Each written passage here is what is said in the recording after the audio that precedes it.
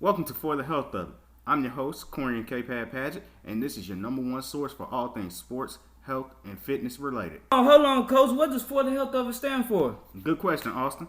The four and For the Health of It stands for our four principles, which are mindset, movement, nutrition, and recovery. Okay, cool. Let's do it for the health of it then.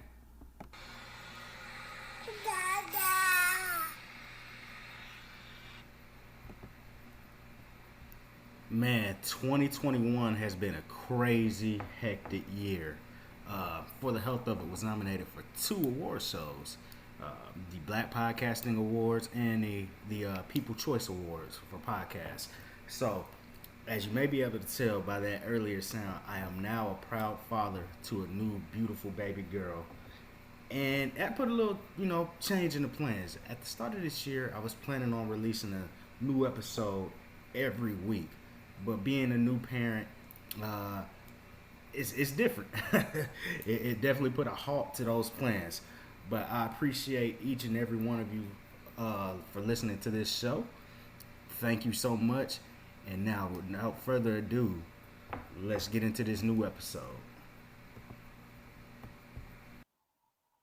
Welcome to another edition of For the Health of It. I'm your host, Corian K. Paget, and today we have with us a sports performance psychology consultant, Mr. Jamel Green. Mr. Green, Jamel, how you doing, sir?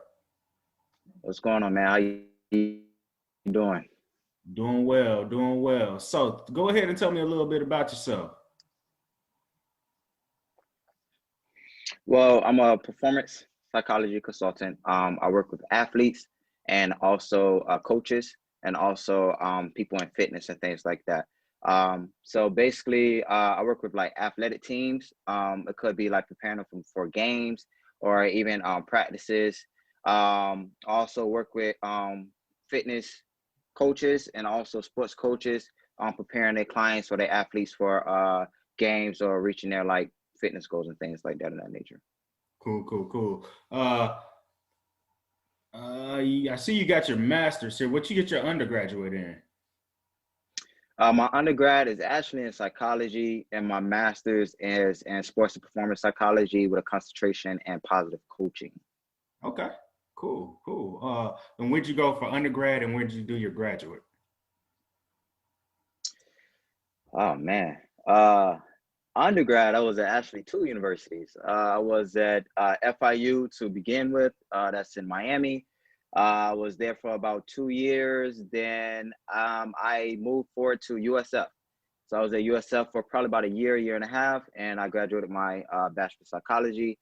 My master's degree, actually, I took online classes. That was in Portland, Oregon. Okay, cool. Are you from Florida? Yes, actually, yeah. I was originally born in Florida, from Florida. I'm in New York now. I've been here for about 2 years, about 2 years now. All right. Not too bad. It's really cold, but not too bad. Okay, all right, that's dope. So tell me a little bit about yourself, man. What made you get interested in psychology? Man, I think a lot of people when they make transition to like something else in the sports field, I think they all been athletes, man. I was an athlete. Uh, I ran track, played football, collegiate football, high school, things like that. I was really good, man. I'm not even gonna lie. I was really good. I ended up getting injured. I dislocated my pelvic bone and torn a real deep muscle in my hamstring. So that kind of stopped my athletic career. So it was like, okay, what's the next thing I could do to kind of, be there in the zone with athletes? And I went through a lot of mental restraint, a lot of mental problems of what I'm gonna do next, or in my career, and really hit like a down spiral. So that's why I got into like sports psychology because it really helped with like the mental programming when it comes to athletes. So I got into that. So that was why I got into that. I really wanted to help athletes on a mental side because I know I went through a lot of mental things during my course in sports and then when I couldn't participate in sports anymore. So I really think that if I take a career where I could reach out to other athletes to experience the same thing that I experienced, it can actually help them progress in their athletic career or after transition from their athletic career to a different stage in their life. Gotcha. Okay. So did you transfer from FIU to USF? Was that due to like no longer being able to play? Yeah. Yeah. So I was at FIU first, ended up getting hurt there. Then that kind of like transitioned everything to USF. I just moved back home. Wasn't engaged in athletics anymore. So I was more trying to find myself. Because first I wasn't doing sports psychology. I was doing industrial organizational psychology. I was doing that first. But once I got hurt, when I transitioned to USF, I was just trying to find like a different career path to kind of stay in that sports zone. So you always wanted to do like some kind of psychology though? I actually was to be a professional athlete. That was the goal. Then after that, the psychology kind of transitioned in there because I was going through my own battles psychological wise. Right. So then I kind of got interested in that, doing my own research and things like that, and it really draw my attention into that career field. Gotcha. What position you played? Played DB, defensive back. That was my favorite position. In college, high school, I played linebacker. I played a little bit of wide receiver, but it really wasn't my expertise. So defensive back was definitely my strong point. Cool. All right. So FIU, you said FIU's in Florida? Right. Yeah, Florida International University. Yeah, it's in Miami. It's in Miami. Okay. I'm saying it's in Florida. Duh, it's in the name. Yeah. So that's in Miami. Where is USF at? USF is in Tampa. Okay. University of South Florida is in Tampa. Okay. Yeah. Yeah. I played a lot of college football, the video game, not literally, but so I know all about those Florida teams. I may be on there. Yeah. I may be on there. So. What year? What year did you graduate high school? I graduated high school 2010. I started off at a community college from 2010 to 2012 for my associate's degree. Then I went to FIU between 2013 and a little bit of 14, about a year and a half, 2 years. Then I transitioned to USF 2015. So in between that little area, I think they was making NCAA football back then. Yeah, so I should be on there. I ain't gonna lie to you. I didn't buy one after probably the one with, I'll probably say 2011 was the last one I bought. So I don't feel bad. Me too. But what JUCO did you go to? Actually, it was I don't know if I want to consider it was a JUCO because they didn't even have a football team. Oh wow! They had like a basketball team, and I don't even think they had a track team. I think just a basketball team. So it was St. Petersburg College. It's like a small community college. So I didn't start playing college ball until I actually went to FIU. Gotcha. Okay. Yeah, man. Being in Mississippi, our JUCO football is like ranked in the nation, as you probably know, watching like Last Chance U. Yeah, I used to watch that. Yeah. So it was always weird because we'll play Florida teams in baseball and basketball, but never football. And then I did a little research, man, like Mississippi, Georgia, and that's about it for like the Southeast that has football for community colleges. So that was weird to me. Mm-hmm. So it's all up north for some reason. Yeah, all up north, and like Louisiana doesn't have it. Texas does, Kansas does, but like as far as like that southeastern area, Mississippi is like one of the ones that I can name. That's crazy. Yeah, I agree. If you're not going to like a university or something like that, like a state college, you're really not going to find like a football team or like a lot of colleges that have a lot of athletics, within the system. So that is so weird. I mean, but I guess it's a cultural thing. I'm not sure.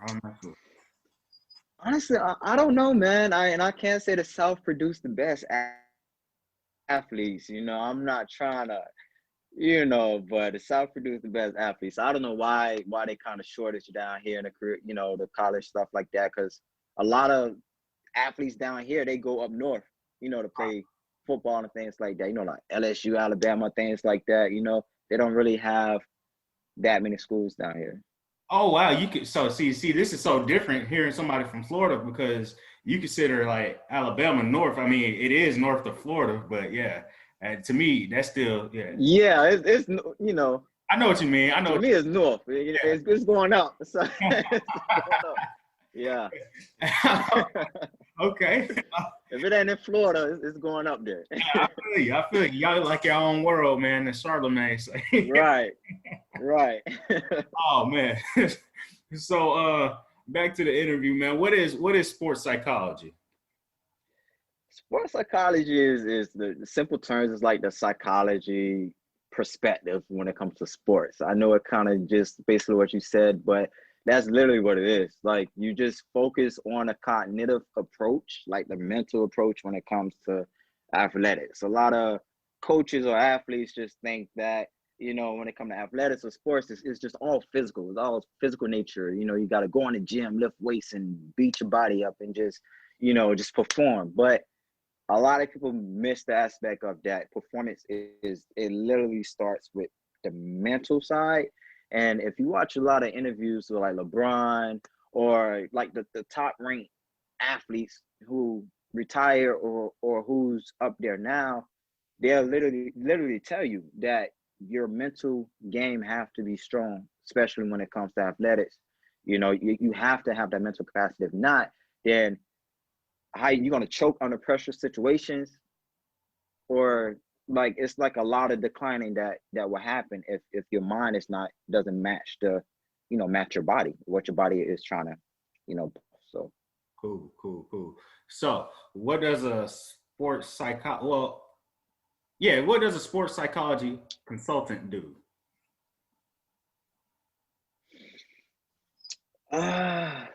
When it comes to athletes, it's different spectrums.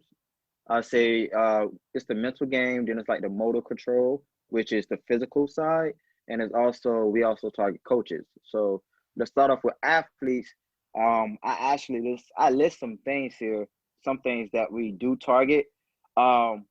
We approve like we build a concentration. Lord Jesus Christ, the confidence of athletes, like the motivation and the confidence. Like the stress management. A lot of athletes go into stress.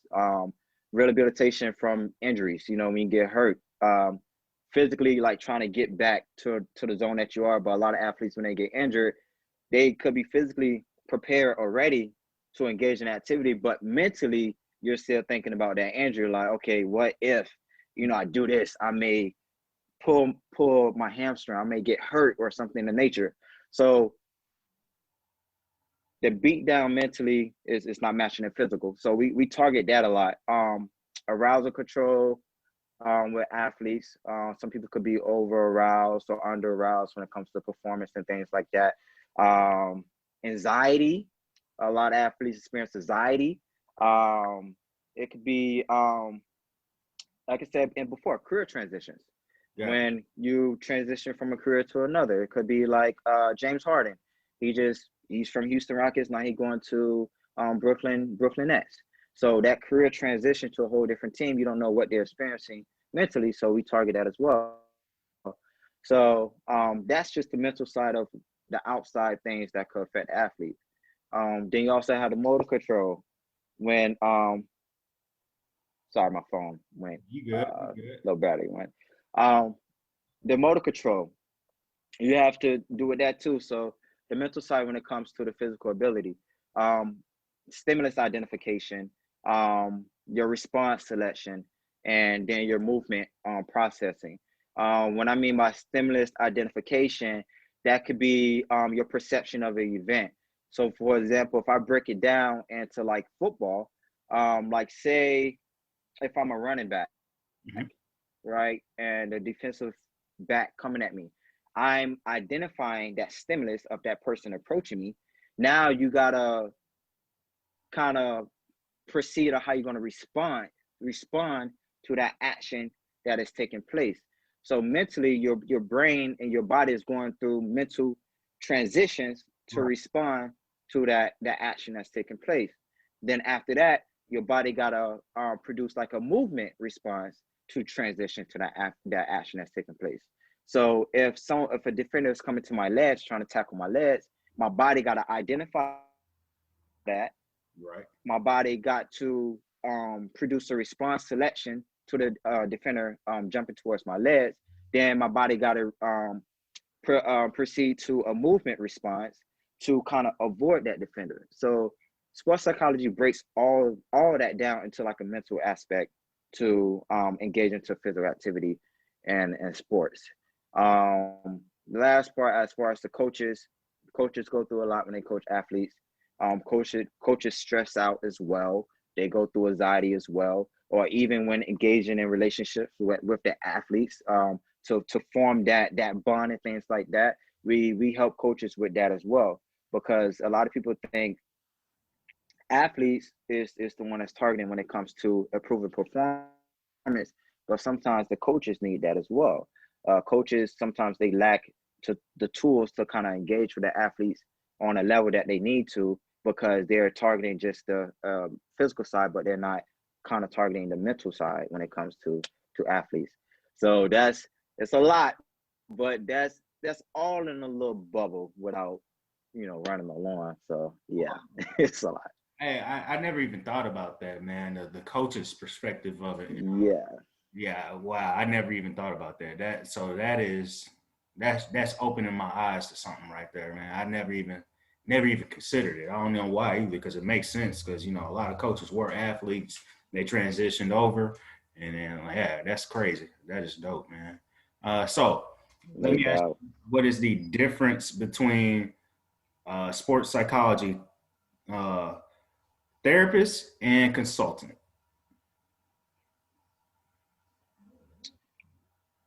I could say that it's not too much of a difference between a consultant and a therapist.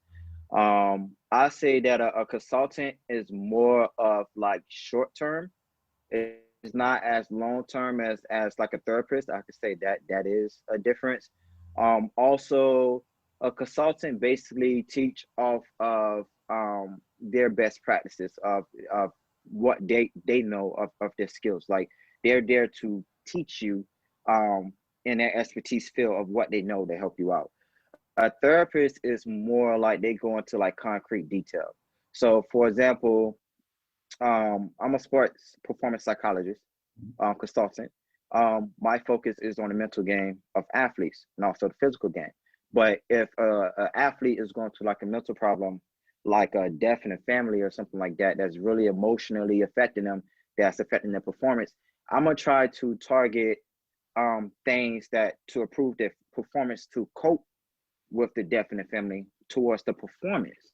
Mm. However, the therapist will basically consult more on the aspect of the death in the family, like really dig deep in like how they feeling, or what's going on, or how does that make you feel, and what can we do to get past that to improve your emotional well-being. When me, I'm targeting emotional well-being, but it's also towards a specific goal, and the therapist just go deeper into the conversation. Cool, cool, cool. Makes sense. Makes sense. So, Jamel, you telling me a lot about the fields. Tell me now about you. What do you look to accomplish? Short term, long term, everything. Short term is just to get out there, man. Just trying to gain as much knowledge as I can. Trying to better myself in my career field so I can help as much people as possible. Just taking things step at a time, making like a little goal list, taking steps at a time, to better myself. So I could further help other people when it comes to performance and things in that nature. Long term, I do want to build my own performance institution. It will be for athletes and coaches of that nature. Um, it's gonna basically be based on the physical characteristics like training and things like that of that nature, like training athletes and the physical characteristics. But I also want to build it where I also do my own consultant, um, my own consultant business there as well, where you kind of engage with athletes. So that's basically what I want to do as a whole is just build my own business, my own brand. As far as like having athletes come to me in the comfort of my own facility and really like branch out that way. No, that makes a lot of sense. Makes a lot of sense. So, what professional organizations would you recommend somebody joining? And then, if there's anything, any advice or a pathway or a guide or something like that, if somebody wants to do what you do. I definitely would say join ASP. It's the Association of Applied Sports Psychology. Um, you could go there and it's a lot of information there for free. Different researches, different things that a lot of psychologists have done. Also books and things like that you could buy. Because a lot of people haven't heard about a sports psychologist. It's rare.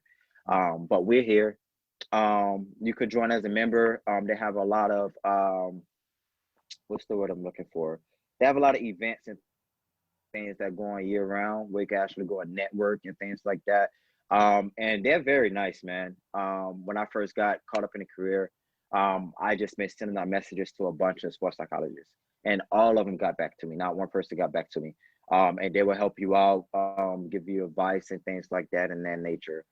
So that's the main thing I would say person should look up is Association of Applied Sports Psychology, and literally it's like a library. Like everything is there. Dope, dope, dope. Hey, so before we get you up out of here, Jamel, uh, drop any and all social media you might have, and then how somebody can also get in contact with Oh, definitely. Facebook, you just look me up by my name, Jamel Green, Jamel, last name Green, Green. On Instagram, my personal page is JFitSP Training. That's JFITSP And also, we have a business page as well. It's called JVX Performance. So you can look that up as well on Instagram. And you can email me at jvx2performance@gmail.com. And you can always just reach me in my DMs. Just message me, let me know if you have anything going on, if you're an athlete and you going through any mental transitions, anything like that, let me know. If you're looking for performance training as far as your athletics, let me know. Fitness training, let me know. I'm all there, so I'm all yours. Cool, cool, cool. Hey, Jamel, appreciate you getting on with me, bro. This has been another episode of For the Health of It, and I'm your host, Corian K. Pad Paget.